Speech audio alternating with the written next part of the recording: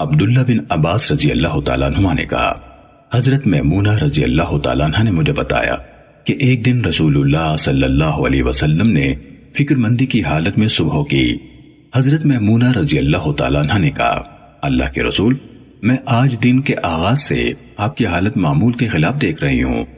رسول اللہ صلی اللہ علیہ وسلم نے فرمایا، جبرائیل علیہ السلام نے مجھ سے وعدہ کیا تھا کہ آج رات مجھ سے ملیں گے، لیکن وہ نہیں ملے۔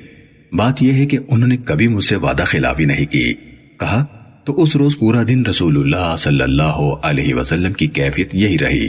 پھر ان کے دل میں کتے کے ایک پلے کا خیال بیٹھ گیا جو ہمارے ایک بستر کے نیچے بن جانے والے ایک خیمے نما حصے میں تھا۔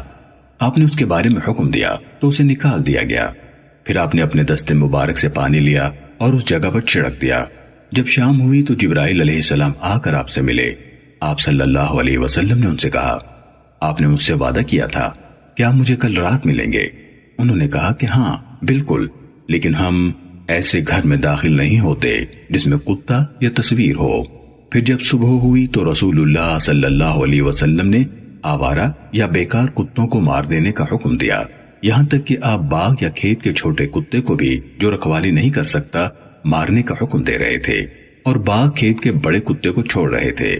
یعنی ایسے کتے گھروں سے باہر ہی رہتے ہیں اور واقعی رکھوالی کی ضرورت پوری کرتے ہیں۔